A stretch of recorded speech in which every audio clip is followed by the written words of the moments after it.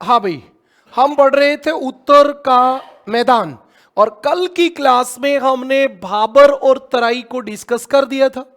आज जो हम पढ़ेंगे वो पढ़ेंगे बांगर और खादर को। तो बांगर और खादर क्या होते हैं, एक बार आपको मैंने ये बताया था, एक बार पुनः सुन लो। जब हिमालय से नदी नीचे उतरती है तो जैसे ढाल कम होता है तो बड़े बड़े पत्थरों का जमाव कर देती है। ढाल तेज होता है तो नदी अपने साथ पत्थर गुड़ा के लाती है, और गुड़ा के लाएगी तो वो पत्थर होंगे गोल गोल पत्थर होंगे। और उन गोल पत्थर, जैसे ये गोल पत्थर है, इन दोनों के नीचे से यहां जगह बच जाती है और नदी नीचे से बहती है, ऊपर दिखती नहीं है। ऐसे भाग को जहां नदी लुप्त हो जाती है उसको हम कहते हैं भाबर। भाबर। इसके बाद आपके छोटे छोटे कंकड़ पत्थर रेत सिक्का वाला दलदली भाग बनता है, जिसमें यहां जो नदी लुप्त हुई थी वो वापिस दिखाई देनी शुरू कर देती है, और इस प्रदेश को हम कहते हैं तराई। उसके बाद देखेंगे जहां डाल तेज होगी, जहां डाल तेज होगी और बारिश का पानी जल्दी से आगे चला जाएगा, बाढ़ नहीं आएगी, उस वाले प्रदेश का नाम होता है बांगर। और जो भाग नीचा होता है जहां हर साल बाढ़ आती है उस प्रदेश को कहते हैं खादर। उस प्रदेश को खादर कहते हैं। अब बताओ भी, कोई समस्या है क्या? एक बार आप रिफ्रेश कर लो क्लास को। अब कोई समस्या नहीं है, मेरी तरफ से एकदम परफेक्ट है। आपके पास कोई थोड़ी बहुत समस्या है तो उसका जो भी रीजन रहा होगा अभी चेक कर लो एक बार। हाँ भाई, रजनी राणा बताओ। जल्दी जल्दी जल्दी, समय खराब ना करें, 7-8 मिनट खराब हो गई हमारी। जल्दी जुड़े। अभी नेटवर्क में कोई प्रॉब्लम नहीं है, सब सही है। ओके, जल्दी कमेंट कर दो भी। हाँ सही है भाई, बिल्कुल अनिल कह रहा है कि एकदम सही है। अब सही है, तो अब हम जो पढ़ेंगे वो बांगर और खादर को पढ़ेंगे। बाकी की बातें हम कल कर चुके थे, तो आप शुरू करिए ये वाला प्रदेश। हम बांगर की बात करेंगे अभी। ये बातें मैं एक बार रिपीट कर देता हूं, जो नेट की वजह से थोड़ी चली नहीं थी वो। हाँ, बांगर, बांगर का मतलब ही क्या है? प्राचीन जलोढ़ मिट्टी। और प्राचीन जलोढ़ मिट्टी का मतलब है कि पहले यह मिट्टी भी नदियां बहाकर लाई थी, और जब बाढ़ आई तब मिट्टी का जमाव हुआ। लेकिन आजकल यहां पे बाढ़ नहीं आती है। पहले बाढ़ आई थी, आजकल बाढ़ नहीं आती है। इस प्रदेश का नाम होता है बांगर। बांगर। और ये बांगर जो होती है वो प्राचीन जलोढ़ मिट्टी होती है। ये कहां है? तो अभी मैंने आपको यहां बताया था, इस वाले प्रदेश में। ये पश्चिमी राजस्थान, पंजाब, हरियाणा, पश्चिमी उत्तर प्रदेश, इससे आगे वाले भाग में बाढ़ आती है। जहां बाढ़ आती है वो खादर है, और जहां बाढ़ नहीं आती वो बांगर है। तो हमने यहां लिख दिया पश्चिमी राजस्थान, पंजाब, हरियाणा और पश्चिमी यूपी। यूपी का वो भाग जहां बाढ़ नहीं आती है, वो वाले भाग की बात हम कर रहे हैं। उसके बाद ये प्रदेश अपेक्षाकृत ऊंचा होता है, मतलब ऊंचा है, तभी यहां बारिश तो तेज हो जाती है तो भी पानी बह के चला जाता है, बाढ़ नहीं आती। तो हमने यहां लिखा कि यहां बाढ़ नहीं आती है। और इस प्रदेश का निर्माण जलोढ़ मिट्टी से हुआ है। हाँ, जलोढ़ मिट्टी से हुआ है। अब वही बात पुरानी लगा देंगे तो वो सेम बात हो जाएगी, इसलिए मैंने लिखा कि यह भी पुरानी मिट्टी से हुआ है, जलोढ़ मिट्टी से हुआ है। अब आप देखिए, इस प्रदेश में देश की सर्वाधिक उत्पादकता पाई जाती है। अच्छा, ये उत्पादकता क्या होती है? प्रोडक्शन। एक होता है फर्टिलिटी। फर्टिलिटी सबसे ज्यादा खादर में मिलेगी। उपजाऊ और उत्पादकता दो वर्ड हैं। एक वर्ड है उपजाऊ और एक है उत्पादकता। उत्पादकता, ये दोनों वर्ड अलग अलग होते हैं। इसका मतलब होता है अनाज उत्पन्न करने की क्षमता, और इसका मतलब है उत्पन्न कितना हुआ। उत्पन्न कितना हुआ। तो आपको एक बात याद रखनी है खादर प्रदेश ज्यादा उपजाऊ होता है क्योंकि वहां हर साल जलोढ़ मिट्टी का जमाव होता है। हर साल जलोढ़ मिट्टी का जमाव होता है, ज्यादा उपजाऊ होता है खादर। लेकिन हमारे अनाज जो ज्यादा उत्पन्न होता है वो बांगर में होता है, वो बांगर में होता है। क्यों जी, ऐसा क्यों है? तो आपको याद रखना है कि यहां हरित क्रांति का ज्यादा प्रभाव पड़ा है। हरित क्रांति का पूरे देश में, पंजाब और हरियाणा में सबसे ज्यादा गेहूं की कृषि पे प्रभाव पड़ा, और वही प्रदेश आपका बांगर है, पंजाब हरियाणा वाला। इसलिए पूरे भारत में सर्वाधिक अनाज का उत्पादन जो होता है वो बांगर में होता है। कहां होता है भी? बांगर में। ये बात आपको याद रखनी है। हां, इस प्रदेश में सर्वाधिक उत्पादकता पाई जाती है क्योंकि यहां हरित क्रांति का प्रभाव सर्वाधिक पड़ा है। हरित क्रांति का प्रभाव सर्वाधिक पड़ा है। अच्छा, आपको एक बात और याद रखनी है। हरित क्रांति में जब भी हम बात करें तो आपको 3 बातें याद रखनी है। एक तो हरित क्रांति नाम किसका था? 3 चीजों का नाम था। एक किसका नाम था? हाई यील्डिंग वैरायटी, HYV, यानी उन्नत किस्म के बीज। दूसरा था सिंचाई, और तीसरा था रासायनिक उर्वरक एवं कीटनाशक, इसका नाम था HYV, सिंचाई, रासायनिक उर्वरक एवं कीटनाशक। इन 3 चीजों का प्रयोग किया और उससे अनाज के उत्पादन में वृद्धि हुई, उसी का नाम हरित क्रांति है। अच्छा, आपको पता होना चाहिए हरित क्रांति का प्रभाव, यदि हम बात हरित क्रांति के प्रभाव की करें तो यदि क्षेत्र की करें तो सबसे ज्यादा पंजाब में और फिर हरियाणा में सबसे ज्यादा प्रभाव पड़ा। और यदि हम फसल की बात करें हरित क्रांति की तो सबसे ज्यादा प्रभाव गेहूं पे पड़ा और 2 नंबर पे चावल पे पड़ा। तो इस क्षेत्र में गेहूं की कृषि होती है। अच्छा, आप इन सब बातों को एक तरीके से और सोच लो।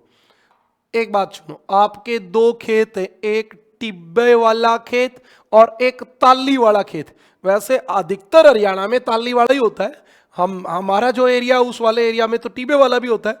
तो आप बताओ, टिब्बे वाले खेत में तर ताली वाले खेत में उपजाऊ कौन सो होगा? ताली वाला होगा। उपजाऊ तो ताली वाला होगा, लेकिन मान लो आपके कुआं जो है वो टिब्बे वाले खेत में, तो आप टिब्बे वाले खेत में ज्यादा पानी लगाओगे, ज्यादा उर्वरक डालोगे, कीटनाशक ज्यादा डालोगे, तो अनाज उत्पादन कहां होगा? टिब्बे वाले खेत में, क्योंकि वहां आपने पानी ज्यादा लगाए। तो सेम बात यहां है, उपजाऊ तो खादर है, लेकिन खादर प्रदेश में सिंचाई की सुविधा नहीं है। हरित क्रांति का प्रभाव कम पड़ा तो वहां के किसान पश्चिम बंगाल बिहार वाले रासायनिक उर्वरक कम डालते हैं, सिंचाई कम करते हैं। हरियाणा पंजाब के लोग ज्यादा सिंचाई करते हैं, ज्यादा रासायनिक उर्वरक डालते हैं। इसलिए सर्वाधिक उत्पादकता पूरे भारत में बांगर प्रदेश में पाई जाती है। हाँ, हरित क्रांति के भारत में जनक MS स्वामीनाथन, ये टॉपिक कराएंगे आगे जाके, तब आपको सब समझ में आ जाएगा। अभी इतनी बातें नहीं करेंगे, अभी खादर और बांगर की बात करेंगे। यही तो हमारी खास बात है कि हम टॉपिक से भटकते नहीं है, जो हमारा चल रहा है हम वही बात करेंगे। अब अगली बात, बांगर चल रहा है हमारा, तो बांगर में गेहूं की व्यापारिक कृषि की जाती है। व्यापारिक कृषि की जाती है, बहुत बार ये सवाल आया है भी, व्यापारिक कृषि की जाती है। अच्छा, आप लोग क्या समझ रहे हो व्यापारिक कृषि से? बताओ भी। तो व्यापारिक कृषि का मतलब होता है कि आप जो गेहूं बो रहे हो वो बेचने के लिए बो रहे हो। जैसे किसी किसान के मान लो 1 किला जमीन है, तो वो अपने खाने के लिए बोएगा, उसका नाम होता है जीवन निर्वाहक कृषि, सबसिस्टेंस एग्रीकल्चर। और एक अनाज बेचने के लिए जो बोता है उसका नाम होता है कॉमर्शियल एग्रीकल्चर। तो बांगर प्रदेश में गेहूं की और वो भी व्यापारिक कृषि की जाती है। मान लो किसी के 5 एकड़ जमीन है, 1 एकड़ में तो गेहूं नाना करके 20 क्विंटल बनेगा, 5 एकड़ में 100 क्विंटल हो गए। अब 100 क्विंटल खाएगा थोड़ी बेचेगा, तो उसका उद्देश्य क्या है, इसलिए व्यापारिक कृषि की जाती है। यह बात आपको क्लियर है? एक बार आप बताओ, इतनी बात समझ में आ गई क्या? हाँ, यहां गेहूं की व्यापारिक कृषि की जाती है। ठीक है जी। इसके बाद हम यहां की 3 बातों को डिस्कस करेंगे, और वो क्या बात करेंगे? बांगर प्रदेश में विशेषकर पश्चिमी राजस्थान में, विशेषकर पश्चिमी राजस्थान में आर्द्र अधिवास, अधिवास का मतलब होता है बस्ती, गांव, नगर, आर्द्र अधिवास पाए जाते हैं। अच्छा, आपको एक बात याद रखनी है कि शुष्क अधिवास कहां पाए जाएंगे? शुष्क अधिवास कहां पाए जाएंगे? तो आपको याद रखना है शुष्क अधिवास जो हैं वो पश्चिम बंगाल में मिलेंगे, पश्चिम बंगाल में। और राजस्थान में कैसे मिलेंगे? आर्द्र अधिवास, आर्द्र अधिवास मिलेंगे राजस्थान में, वो भी पश्चिमी राजस्थान में। पश्चिमी राजस्थान में किसी बच्चे को लग रहा हो कि सर आपने उल्टा लिख दिया, तो बताओ भाई, जल्दी कमेंट करके बताओ। नहीं भाई, अब बैक नहीं हो रही बेटा, एक बार रिफ्रेश कर लो। सीमा, सीमा एक बार रिफ्रेश करो, अब नहीं हो रही बेटा। पहले जब समस्या थी तो आपने थोड़ी बताया था, पहले मैंने बताया था कि क्लास में दिक्कत है। मैं वहाँ सर्च करता रहता हूँ, देखता रहता हूँ, मेरे सामने यहाँ कमेंट होते हैं, उधर आपका नेट वेट कितना चल रहा है, ये सब मैं ध्यान रखता हूँ। कोई भी प्रॉब्लम आती तो बेटा मैं तुरंत बता देता हूँ। ऐप पे पढ़ाने का मुझे लंबा अनुभव है। हाँ, यूट्यूब या ट्यूब पे मैं कम पढ़ाता हूँ, वो अलग बात है, लेकिन ऐप पे बहुत लंबे समय से मैं पढ़ा रहा हूँ, तो मुझे ध्यान रहता है कब क्या दिक्कत आ रही है, कहां नहीं आ रही है। चलो जल्दी बात है, शुष्क अधिवास पश्चिम बंगाल में और आर्द्र अधिवास, अब इन दोनों में अंतर क्या होता है ये बता देता हूं। अच्छा, आप देखोगे राजस्थान में कोई गांव जो मिलेगा आपको, वो मिलेगा ऐसे, जैसे ये मान लो टीला है और यहां आपके एक जोड़ है, जोड़, इसके चारों ओर गांव बसेगा। क्यों भाई? राजस्थान में पानी का अभाव है, तो गांव कहां बसेगा? पानी के पास बसेगा। पानी के पास बसेगा तालाब के चारों ओर, और तालाब के चारों ओर बसेगा तो गांव पानी के नजदीक बसा, इसलिए उसका नाम हो गया आर्द्र अधिवास। और आप पश्चिम बंगाल में जाओगे ना, तो पश्चिम बंगाल में आपको गांव जो मिलेगा वो टिब्बे पे मिलेगा। पश्चिम बंगाल में गांव टिब्बे पे बसता है, क्योंकि वहां हर साल बाढ़ आएगी, इसलिए गांव जो बसेगा वो ऊंचे स्थान पे बसेगा, ताकि बाढ़ आए तो वो डूबे नहीं। और पानी से दूर घर बनाओगे तो शुष्क अधिवास, और पानी के नजदीक बनाओगे तो आर्द्र अधिवास। आर्द्र अधिवास क्या होता है? मतलब जहां नमी ज्यादा होती है, पानी के पास बनता है। ड्राई शुष्क नहीं होता, ड्राई और हुमिड, हुमिड, ड्राई मतलब शुष्क, हुमिड मतलब आर्द्र, जहां पानी होता है, ये वाली बात होती है। इतनी बात क्लियर है? चलो ये दोनों बात भी क्लियर हो गई आपकी। फिर अगली बात पे चलता हूं मैं। एक इस प्रदेश में बांगर में हमारे एक बेट होता है, बेट, बेट एक स्थान का नाम होता है, बेट। आपसे सीधा पूछा जाएगा बेट क्या है, बेट। तो बांगर प्रदेश में, बांगर प्रदेश में नीचा स्थान, नीचा स्थान, बांगर प्रदेश में नीचा स्थान जहां जलोढ़ मिट्टी का जमा होता है, जहां नवीन जलोढ़ मिट्टी, नवीन जलोढ़ मिट्टी का जमाव होता है, का जमाव होता है, नवीन जलोढ़ मिट्टी का जमाव होता है। और ये मुख्यतः पंजाब में पाए जाते हैं, पंजाब में पाए जाते हैं। मतलब आपकी जोड़ वाली जो भूमि है ना, जोड़ जोड़ जोड़ का नाम होता है बेट पंजाब में, जोड़ का नाम होता है बेट पंजाब में। एक शब्द आपके होता है बांगर में ही, रेह या कल्लर। कल्लर कभी कभी आपने गांव में सुना होगा, ये लोकल वर्ड होते हैं, रे या कल्लर।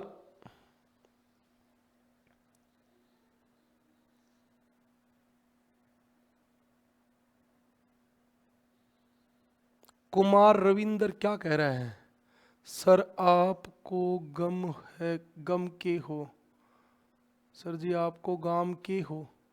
फिर से बता भी क्या पूछना चाह रहे हैं?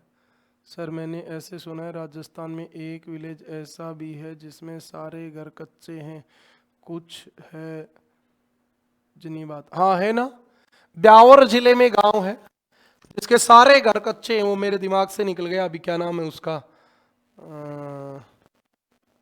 बताता हूं मैं थोड़ी देर में।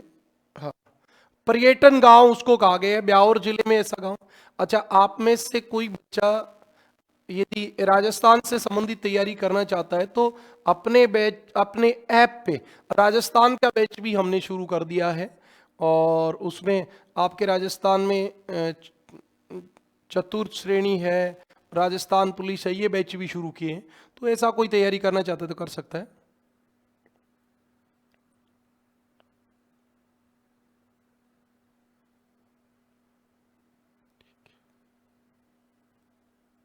नेली क्या है? नेली क्या है? चलो दोबारा से लिखो बेटा, क्या लिखना चाह रहे हो आप? कुलदीप जागलान, कुलदीप जागलान क्या कह रहा है?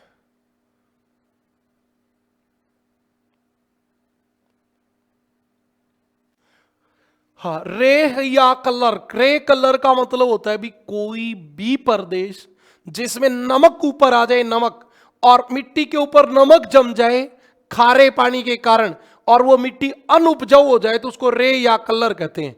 तो बांगर प्रदेश में, बांगर प्रदेश में नमकीनी परत, नमकीनी परत युक्त अनउपजाऊ भाग, अनउपजाऊ, अनउपजाऊ भूभाग, भूभाग रेह या कल्लर कहलाता है, रेह या कल्लर कहलाता है।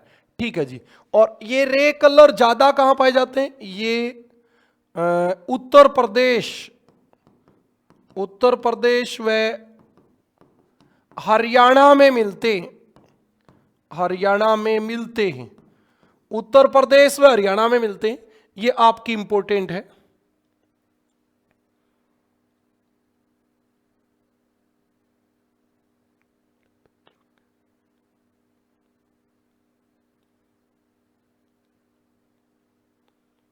हाँ हाँ, ये बात करेंगे सर से, आज मैं करता हूं।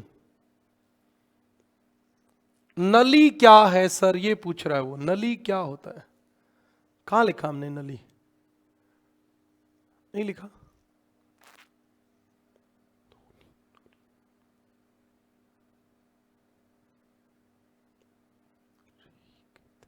हाँ, अलग अलग जगह अलग अलग, रोही भी कहते हैं, रोही, जोड़ी, हाँ ये सब शब्द होते हैं। हाँ, अगली बात पे चले। रेह या कलर के बाद एक शब्द यहां और होता है, और वो शब्द होता है बूढ़। आपने नाम सुने क्या, बूढ़? ये इंडिया ज्योग्राफी है, सब कुछ आते हैं। भूर, इसको अंग्रेजी में बोलेंगे BHUR, भूर। रेह या कलर को REH, रे ही बोलेंगे। बेट को BET, बेट ही बोलेंगे। ठीक है भाई, ये सेम नाम होते हैं। अच्छा, एक आपने वर्ड सुना है क्या, फिजिकल वेदरिंग? वेदरिंग एक शब्द सुना है क्या आपने? अपक्ष एक शब्द सुना है क्या? अपक्ष, अपक्ष, अपक्ष से मिट्टी का निर्माण अपक्ष से होता है। अच्छा चलो, नहीं सुना तो कोई बात नहीं, अभी सुनो। सूर्य का तापमान आता है, दिन में चट्टान गर्म होके फैलती, गर्म होके कोई भी चीज फैलेगी, सूर्य के प्रकाश से गर्म होके फैलती है। रात्रि में ठंडी होके सिकुड़ती है, अगले दिन फिर गर्म होके फैलती है। अगले दिन फिर ठंडी होकर सिकुड़ती है, तो रोज कोई भी चट्टान फैलेगी, सिकुड़ेगी, फैलेगी, सिकुड़ेगी, तो वो टूट जाएगी और उससे वहां का धरातल कंकरीला, मतलब छोटे छोटे पत्थरों वाला हो जाएगा। और ऐसे प्रदेश का नाम होता है भूड़। और भूड़ जो है वो गंगा और रामगंगा नदियों के बीच में उत्तर प्रदेश में मुरादाबाद और बिजनौर में विशेष रूप से मिलता है। तो आपका भूड़ क्या होता है, आप बताओगे? तापीय अपक्षय से निर्मित, तापीय अपक्षय से निर्मित कंकरीली भूमि, कंकरीली भूमि। और ये कहां पाए जाते हैं? गंगा, रामगंगा के बीच, रामगंगा के बीच यूपी में, और उत्तर प्रदेश में भी कहां? तो बिजनौर और मुरादाबाद में, मुरादाबाद व बिजनौर में, मुरादाबाद व बिजनौर में विशेष रूप से मिलता है। ये आपकी बात है।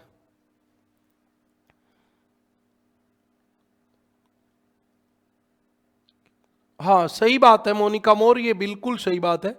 अच्छा, आप नाली किसे कहते हैं ये पूछना चाह रहे हो, तो आपकी घग्गर नदी जो है वो राजस्थान में पहुंचते पहुंचते उसमें पानी कम हो जाता है और वो पतली हो जाती, तब उसको नाली कहते हैं। घग्गर को पाकिस्तान में हकरा कहते हैं। ये वाला सवाल होता है।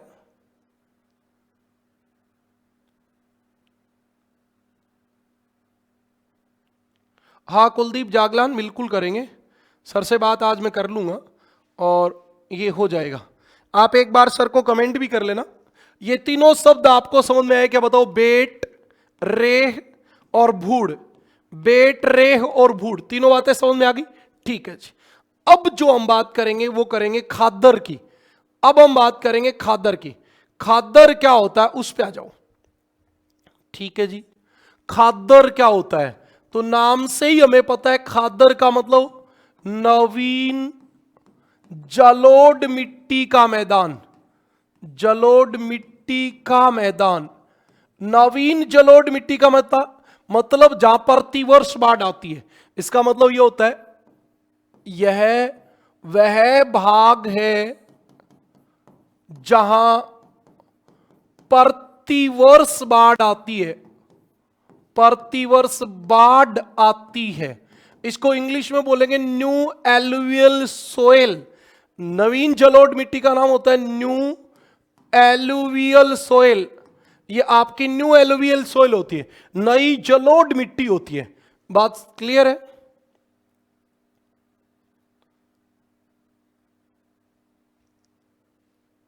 खादर में नहीं होता, बांगर प्रदेश में जहां नीचा भाग होता है उसको बेट कहते हैं। बेटा देखो ये लिखा, बांगर प्रदेश में नीचा स्थान जहां बाढ़ आती है, मतलब बांगर में खादर वाला जो भाग होता है उसका नाम बेट होता है। ओके, बेट, खादर, खादर प्रदेश की बात आ गई। अब इसमें हम क्या कहेंगे? पहली बात, यह भारत का सबसे उपजाऊ भूभाग है। हाँ भाई, उपजाऊ सबसे ज्यादा, ये फर्टाइल ये है। प्रोडक्शन बांगर में होता है, फर्टाइल ये वाला है। ओके भाई, नैना करते हैं, 1 मिनट रुको। हाँ, ये भारत का सबसे उपजाऊ भूभाग है। ठीक है भी। इसके बाद हम बात पे चलेंगे। यहां चावल की जीवन निर्वाहक कृषि की जाती है। अच्छा, ये कौन सी कृषि है?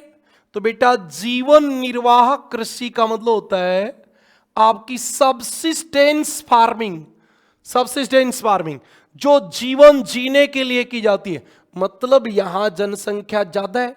आपको पता है बिहार और पश्चिम बंगाल में जनगणना तो 1000 से ज्यादा है, तो लोगों के पास खेत छोटे, तो वो अपने खाने के लिए चावल बोते हैं। और खाने के लिए चावल बोते हैं तो जीवन निर्वाह कृषि होगी। बेचने के लिए बोते तो व्यापारिक कृषि हो जाती। तो कॉमनली बात है ये तो या जीवन निर्वाह कृषि, चावल की जीवन निर्वाह कृषि की जाती है। ये भी बहुत बार सीईटी वगैरह में, सीटेट में खूब बार सवाल पूछा गया है ये आपका। हाँ, उसके बाद आप बताइए विस्तार कहां होता है इसका।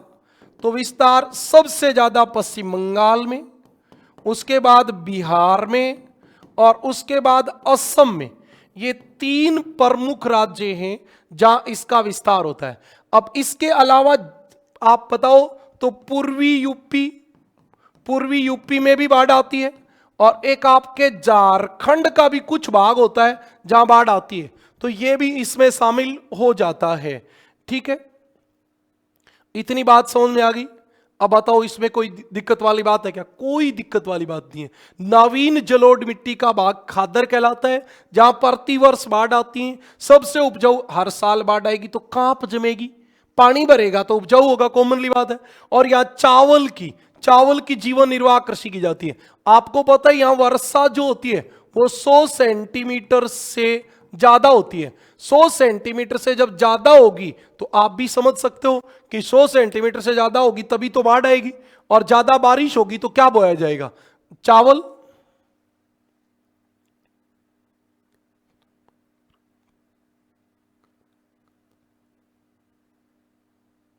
ये एक प्रिया सिंह बता रही है कि बेचना बांगर, बै से बांगर, मतलब ज्यादा लोग अनाज बेचते कहां है? बांगर में। और खे से खाना और खे से खादर, कि ज्यादा खाने के लिए कौन बोते हैं? तो खाने के लिए खादर वाले बोते हैं। बेटा ये शॉर्ट ट्रिक तो आपका ही दिमाग चलता है, मेरे को तो 15 साल हो गई पढ़ाते हुए, मैंने ऐसा नहीं सोचा कभी कि बै से बेचना और बै से बांगर, खे से खाना और खे से खादर। तो खाने के लिए कहां बोते हैं? खादर में। बेचने के लिए कहां बोते हैं? बांगर में। ठीक है भी, आपकी बात को मैंने आगे बता दिया। यदि बच्चों को अच्छी लगेगी तो ठीक है। अगली बात पे चलते हैं। हमारी ये बात भी कंप्लीट हो गई। अब यहां आपको एक बात याद रखनी है। जैसे हमने कहा था, किसको कहा था कि बेट क्या था? बेट बांगर में नीचा स्थान था। और आपको याद रखना है खादर में नीचा स्थान बिल कहलाता है। बिल कहलाता है। खादर में नीचा स्थान बिल कहलाता है। ठीक है भी, ये बिल है, वहां बेट था, यहां बिल है। ये बात आपको याद रखनी है। फिर यहां एक शब्द होता है चार, CHAR, चार। इस चार का मतलब क्या होता है? आप सीधा ऐसे समझें, खादर प्रदेश में टीले को चार कहते हैं। टीले को चार कहते हैं। खादर प्रदेश में टीले को चार कहते हैं। जो मानव अधिवास मतलब गांव बसाने के लिए, मानव अधिवास के लिए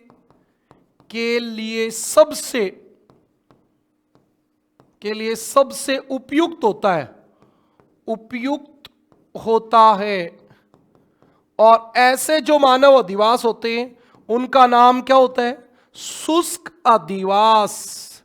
उनका नाम शुष्क अधिवास होता है। अभी मैं आपको बता चुका हूं कि जो ऊंचे टीले पे बसेगा, पानी से दूर बसेगा, उसका नाम होगा शुष्क अधिवास। 4 तक की बात आ गई।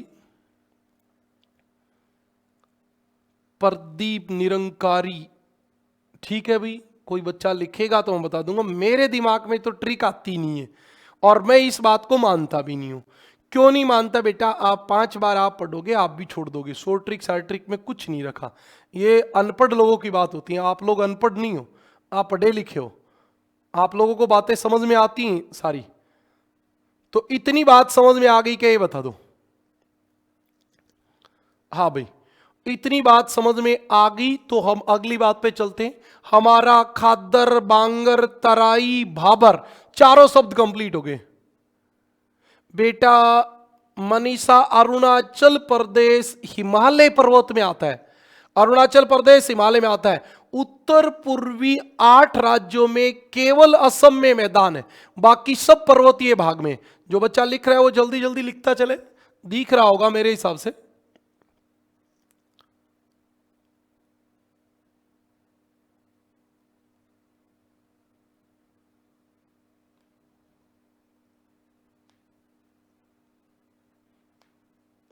अब आपको सब कुछ समझ में आ गया। भाबर, तराई, खादर, बांगर, सीधे सीधे 5-6 सवाल हैं जो आपको ज्यादा याद रखने हैं। नंबर 1, वह प्रदेश जहां नदियां लुप्त हो जाती हैं क्या कहलाता है? भाबर। वह प्रदेश जहां लुप्त हुई नदियां वापिस धरातल पे आती हैं क्या कहलाता है? तराई। तराई कहलाता है। उत्तर के मैदान का सबसे अनुपजाऊ भूभाग भाबर। बाबर। सबसे उपजाऊ भूभाग खादर। नवीन जलोढ़ मिट्टी का मैदान क्या कहलाता है? खादर। पुरानी जलोढ़ मिट्टी का मैदान क्या कहलाता है? बांगर। और सबसे उपजाऊ खादर, सर्वाधिक उत्पादकता वाला बांगर। गेहूं की व्यापारिक कृषि कहां की जाती है? बांगर में। और चावल की जीवन निर्वाह कृषि कहां की जाती है? खादर में। खादर में की जाती है। शुष्क अधिवास कहां पाए जाते हैं? पश्चिम बंगाल में। और आर्द्र अधिवास कहां पाए जाते हैं? पश्चिमी राजस्थान में। यह आपकी बात थी जो कंप्लीट हो गई। इसके बाद हम आगे चलेंगे अगली बात पे। अब जो हम बात करेंगे वो अब आपको याद भी है, समझ में भी आ रहा है, कोई दिक्कत वाली बात है नहीं, मुझे नहीं लगता है। तो आपको यह पता है कि इससे ऊपर तो है हमारे हिमालय, इससे ऊपर हमारे हिमालय। बेटा एक बच्चा जो अभी पूछ रहा था, मैंने कितनी बार 50 बार बना दिया ये वाला मैप, और बार बार मैं लिखता हूं बोल बोल के ये हिमालय है भाई, ये हिमालय है कि नहीं है?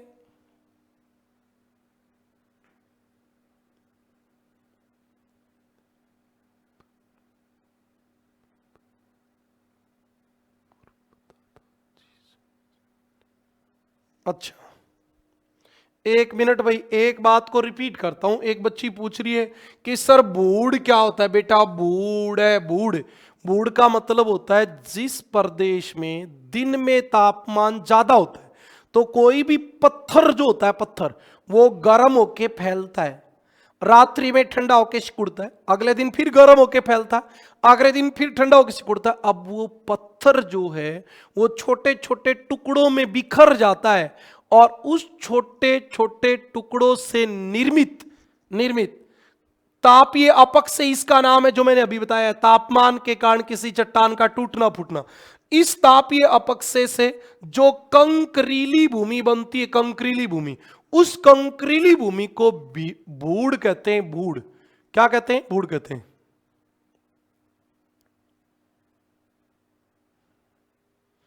ठीक है भी, इतनी बात क्लियर है? बताओ। अब हम चलेंगे अगली बात पे, यहां पे।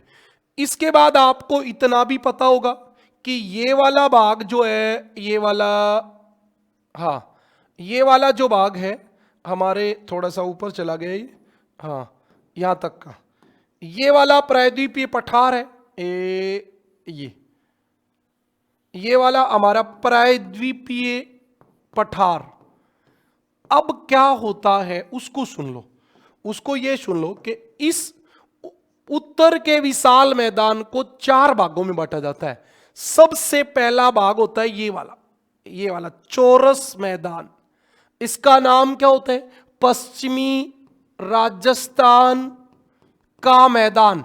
याद रखना, राजस्थान का मरुस्थल जो है वो भी उत्तर के मैदान का भाग है। दूसरा आपका जो भाग है वो ये वाला है, पंजाब और हरियाणा दोनों एक साथ, ये भी चौरस है। इसका नाम होता है पंजाब हरियाणा का मैदान। हरियाणा का मैदान, पंजाब हरियाणा का मैदान, ये आपका दूसरा भाग हो गया। तीसरा आपका ये वाला भाग है, ये वाला यहां तक का, इसका नाम होता है गंगा का मैदान। गंगा का मैदान, इसका नाम गंगा का मैदान होता है। अब इसके 3 भाग कर देंगे। ये वाला ऊपरी गंगा का मैदान, ये ऊपरी गंगा का मैदान, ये वाला मध्यवर्ती गंगा का मैदान, और ये वाला निम्नवर्ती। बेटा जो समुद्र के जितना पास होगा उतना नीचा होगा, जो दूर होगा उतना ऊंचा होगा। सर जी आप कौन से गांव से हैं? भाई मेरो गांव है कलाली, बैलकन है, कलाली बैल शिवानी के पास है। और बता, ये बात पेपर में आएगी क्या? बता, पेपर में नहीं आएगी बेटा ये बात। ठीक है, और कोई बात हो तो बता,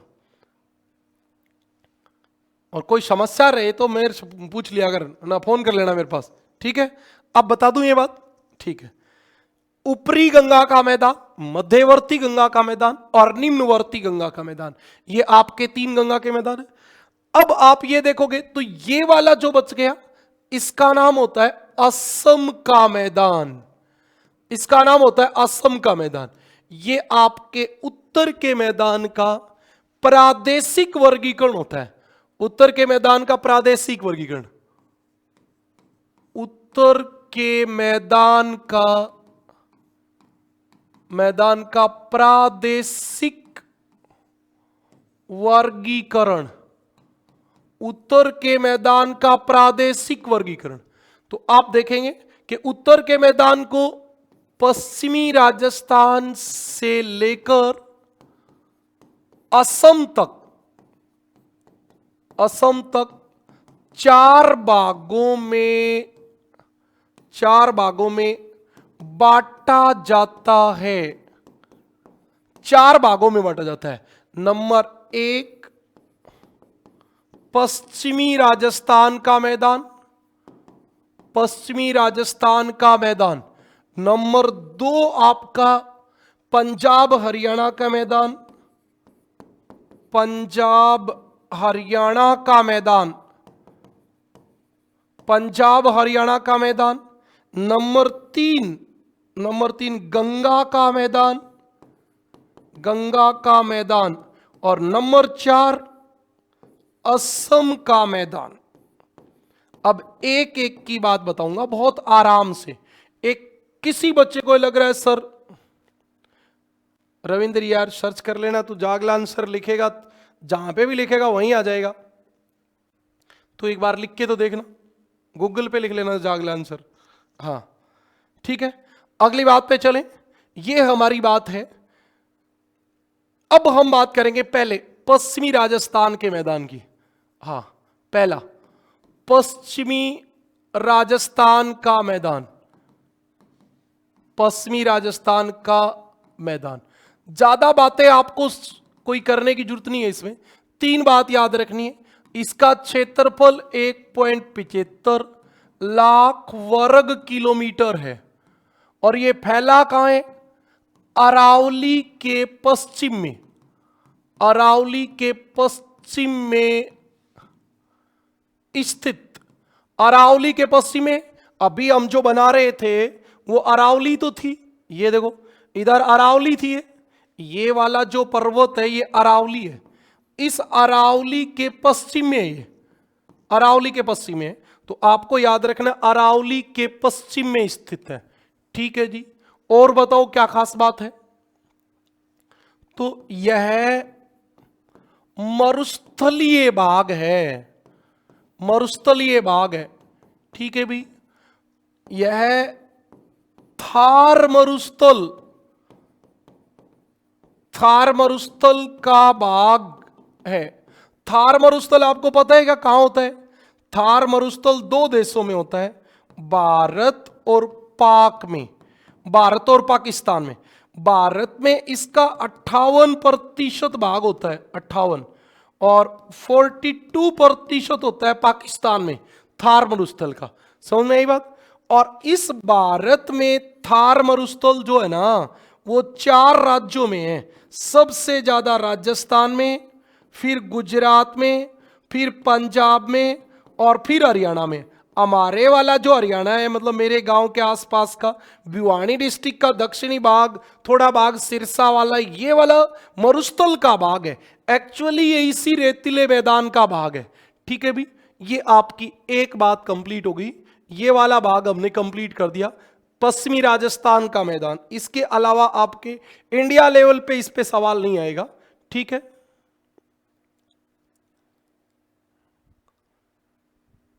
शिवालिक कहां है सर? बेटा पीछे वाला वीडियो देख, पीछे वाली क्लास में शिवालिक सारा बता रखा है। हाँ ओके, अब हम जो चलेंगे वो पंजाब हरियाणा के मैदान में चलेंगे। कहां चलेंगे? दूसरा हमारा आ गया पंजाब हरियाणा का मैदान, पंजाब हरियाणा का मैदान। पंजाब हरियाणा के मैदान की बात आप सुनिए, यह भी एक चौरस मैदान है, यह एक चौरस मैदान है, अभी अभी हमने देखा है। हां, इसका क्षेत्रफल भी कितना है, 1.75 लाख वर्ग किलोमीटर। सेम जो राजस्थान के मरुस्थल का क्षेत्रफल है वही इसका है। ठीक है भी, विस्तार कहां है, अभी तो हमें राजनीतिक रूप से बताना पड़ेगा, क्योंकि प्रादेशिक वर्गीकरण है पंजाब हरियाणा व दिल्ली में। पंजाब हरियाणा और दिल्ली में फैला है। ठीक है जी, बिल्कुल सही बात है। अब आपको याद रखना है कि इसको भी हम दो भागों में विभाजित करें तो हरियाणा का मैदान, हरियाणा के मैदान के इधर तो सतलज का मैदान और उधर है यमुना का मैदान। हरियाणा का मैदान दोनों के बीच में जल विभाजक है। अंबाला सबसे ऊंचा है। अरे ये मामला है, मतलब इधर तो सतलज का मैदान है, सतलज का मैदान, और इधर है यमुना का मैदान। और आपको पता होना चाहिए ये आपका अंबाला, यानी कि आप ये समझे ये आपका हरियाणा है, बीच में हरियाणा। इसके एक तरफ जो है वो सतलज का मैदान है, एक तरफ यमुना का मैदान है, और बीच में हरियाणा है। सवाल पूछ लिया जाए सतलज व यमुना के मध्य जल विभाजक का काम कौन करता है, हरियाणा का मैदान। अच्छा ये पूछ लिया जाए पंजाब का मैदान कहां है, पंजाब 5 नदियों वाला घग्गर के पश्चिम में। समझ में आई बात। अच्छा एक बात लिख देता हूं फिर आपको क्लियर हो जाएगा। नोट, हरियाणा का मैदान घग्गर एवं यमुना के बीच स्थित है, यमुना के बीच स्थित है। इस बात से आपके सारे सवाल क्लियर हो गए। कैसे क्लियर हो गए, ये घग्गर नदी है, घग्गर एक घाघरा होती है, इसके इधर वाला तो है पंजाब का मैदान, और ये आपकी है यमुना। अच्छा यमुना के इधर है गंगा का मैदान, और बीच में आपका कौन है, हरियाणा का मैदान। हरियाणा का मैदान सिंधु और गंगा नदियों के बीच में जल विभाजक का काम करता है।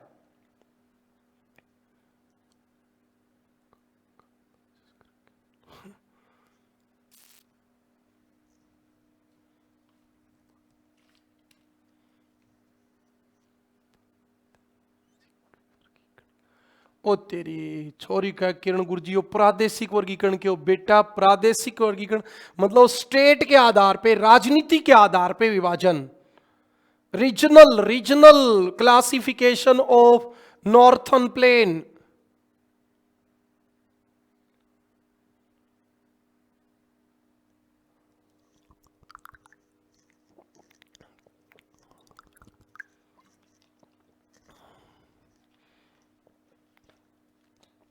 मैंने भेज दी थी सतीश सर के पास पीडीएफ, आज हो जाएंगे अपडेट, नहीं होंगी तो मैं आज फोन कर देता हूं।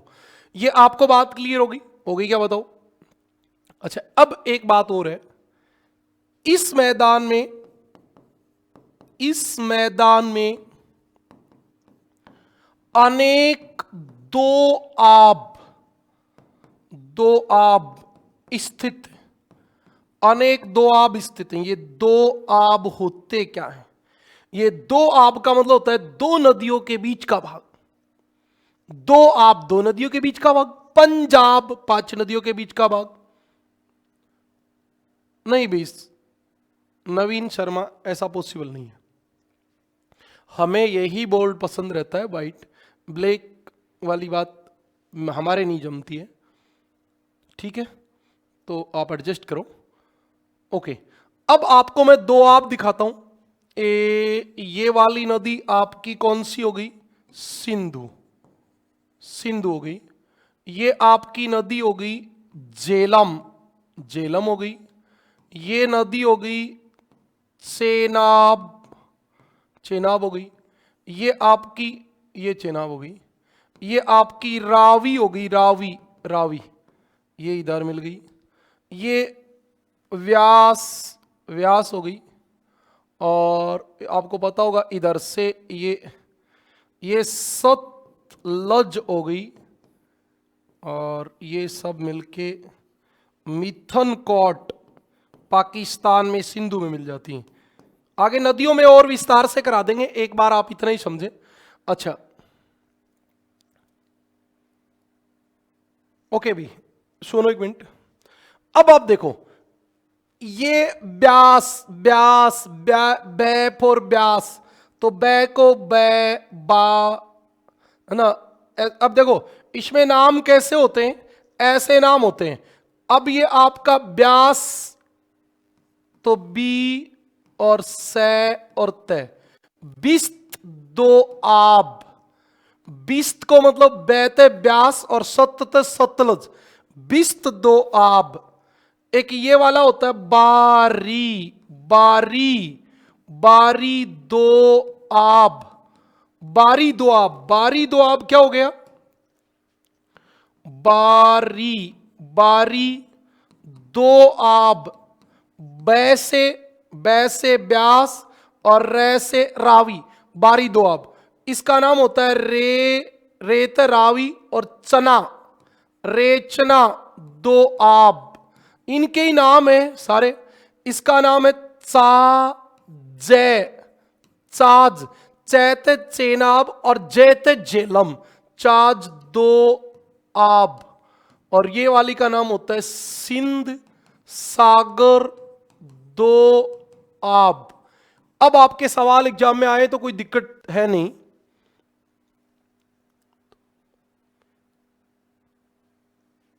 हाँ, अब आपसे सवाल पूछा जाएगा, जैसे पहला आ गया बिस्त दो आब, बिस्त दो आब, किसके बीच में, बीस से आपका हो गया ब्यास, ब्यास व सतलज के बीच, सतलज के बीच, समझ में आई बात। दूसरा आपका हो गया बारी दो आब, तो बै से ब्यास और री से रावी, रावी के बीच का भाग। फिर अगला आपका हो गया रे चना, रेचना दो आब, रावी व चेनाब के बीच का भाग। फिर आपका हो गया चाजे, चाज दो आब, चे से चेनाब व जेलम, जेलम के बीच का भाग। और आपका एक हो गया सिंध सागर दो आब, तो एक तरफ तो हो गई सिंधु तथा नीचे पहले तो हो गई जेलम, यहां तक तो है जेलम, और आगे है क्या, चेनाब, जेलम व चेनाब के बीच का भाग।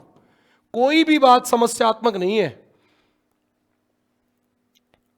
बेटा। ये आशीष हमने ट्रिक नहीं बनाई, ये तो नाम ही इस आधार पे दिए गए हैं, ये बोलचाल के बाद नाम है। ब्यास और रावी, बै बिस्त, बी ब्यास सत सतलज, बारी बै से ब्यास री से रावी, रेचना रे से रावी चना से चेनाब, चा जै से चेनाब जैसे जेलम। ये नाम इसी प्रकार निकाले गए हैं, ये नाम ही ऐसे निकले। जल्दी लिख दो भी, फिर हम अगली बात पे चलेंगे। हमारा समय रफ्तार के साथ चल रहा है और हमें ये बात कंप्लीट करनी थी जो अभी हमने की नहीं।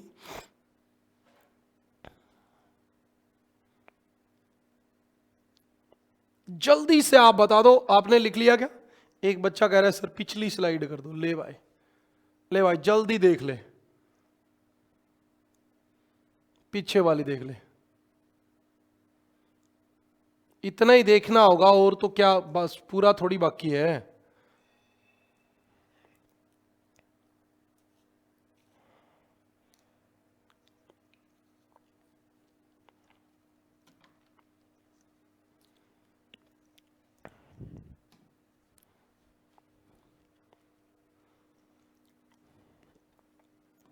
अब हम चलेंगे अगली बात पे। तो हमें पता चलेगा यहां एक शब्द होता है चो। चो, कई बार हम इसको चो को चोब भी कह देते हैं। चोब, चोब, चोब, चोब। अच्छा, चोब, चो या चोब का मतलब होता है अपर्दन से निर्मित गड्ढे। पंजाब, हरियाणा में अपर्दन से निर्मित गड्ढे, अपर्दन से निर्मित गड्ढे, ये आपकी बात है। इतनी बात हो गई। अब हम बात करेंगे, कुछ नहीं है बेटा नैना, एक बार आप दोबारा देख लेना क्लास को। हाँ, अब हम अगली बात पे चलेंगे। एक बार में समझ में नहीं आए तो दूसरी बार देख लिया करो। अब हमारा है गंगा का मैदान। गंगा का मैदान, गंगा का मैदान, ये गंगा का मैदान जो है ये कहां है? तो आप सीधी सीधी बात करें तो ये यूपी में, बिहार में और पश्चिम बंगाल में। पश्चिम बंगाल में 3 जगह, 3 राज्यों में है।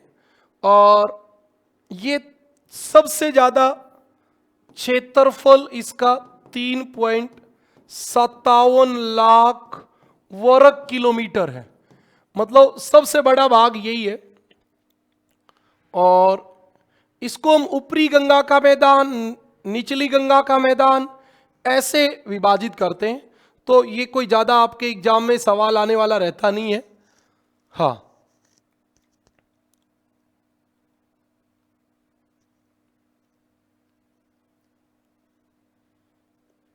इसमें आप थोड़ा सा इतना जरूर याद रख लें,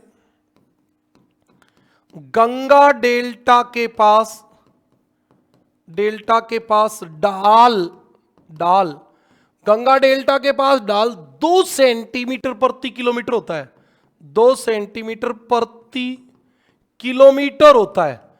अरे 1 किलोमीटर में 2 सेंटीमीटर ढाल। ठीक है भाई, अगली बात सुने आप। इसके बाद यदि 7 मीटर ऊंचा जवार आ जाए, जवार आ जाए तो कलकत्ता, कलकत्ता तक का भाग डूब जाएगा, डूब जाएगा।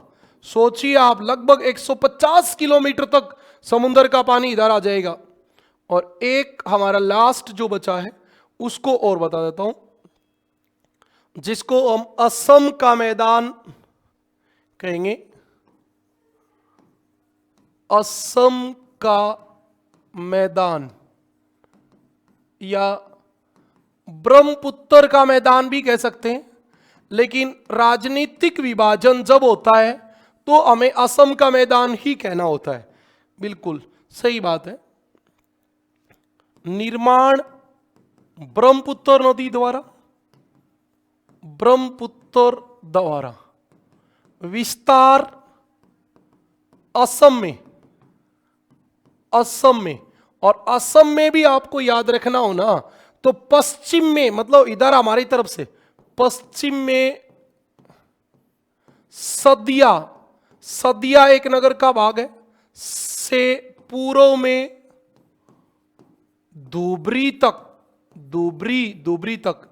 मतलब ये जो ब्रह्मपुत्र नदी आती है ना, इसमें इधर तो स्थान है धुबरी और इधर है आपका सदिया, सदिया। और बीच में ये वाला भाग है ना, ये असम का मैदान है, असम का मैदान। सदिया से धुबरी, सदिया से धुबरी के बीच है। यहां एक बहुत खास बात है, उसको आप सुने। यहां नदी के मार्ग में, नदी के मार्ग में ढाल बहुत कम है, बहुत कम है। अतः नदी अनेक शाखाओं में बढ़ जाती है, अनेक शाखाओं में बट जाती है, अनेक शाखाओं में बढ़ जाती है, जिससे नदी द्वीप बनते हैं, नदी द्वीप बनते हैं। अच्छा, आप यहां एक बात याद रखेंगे, मांजुली एक द्वीप है जो विश्व का सबसे बड़ा नदी द्वीप है। मांजुली, ये पेपर में आता है बहुत बार, मांजुली, मांजुली, मांजुली विश्व का सबसे बड़ा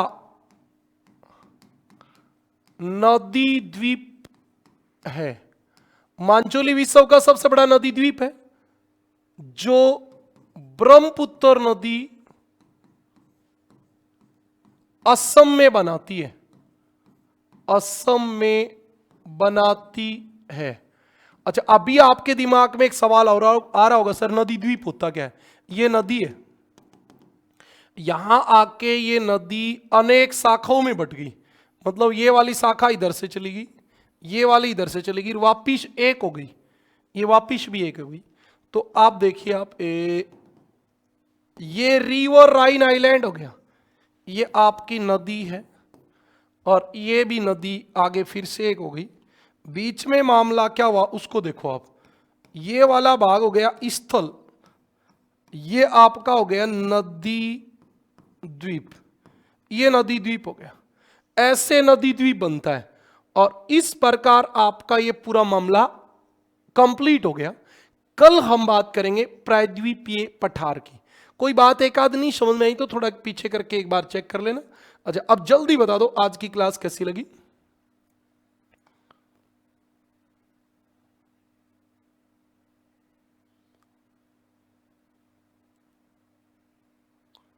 जल्दी से आप बता दें।